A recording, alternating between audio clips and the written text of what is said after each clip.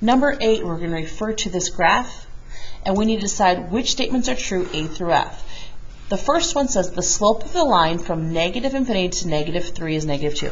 So negative infinity to negative 3 would be this portion right here.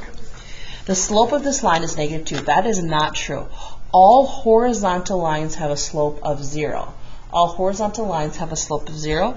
I'm going to cross A out. B says the function decreases on the interval from negative 3 to negative 1. Now this is a tricky one. From negative 3, so here's negative 3 all the way to negative 1. Now this is why it is tricky before we even decide if it's increasing or decreasing. With increasing, decreasing values and constants, you're only going to use parentheses. So that's one reason why automatically I know that this is wrong. The second reason I know it's wrong is you need to look at this from left to right. This is not decreasing from left to right. This portion would also be described as increasing. C says the y-intercept is 0, 8. The y-intercept is 0, 8. 1, 2, 3, 4, 5, 6, 7, 8. It is 0, 8. That is correct. C is correct. D talks about the end behavior. So as I go to the far right, it states that the function is going up. As I go to the far right, it says the function is going upwards. In the far right, is this function going upwards? That is true.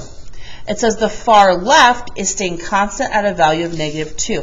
At the far left, is it staying constant at a y value of negative 2? That is true as well. D is correct. E, it says the function increases on the interval from negative 1 to infinity.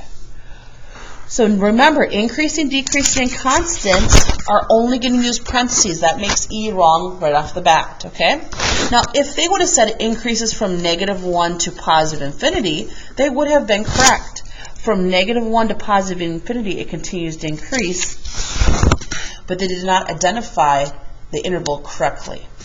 The last one says f of negative 1 is 7. What does that mean? When you go to an x value of negative 1, is the y value 7? When you go to an x value of negative 1, is the y value 7? 1, 2, 3, 4, 5, 6, 7.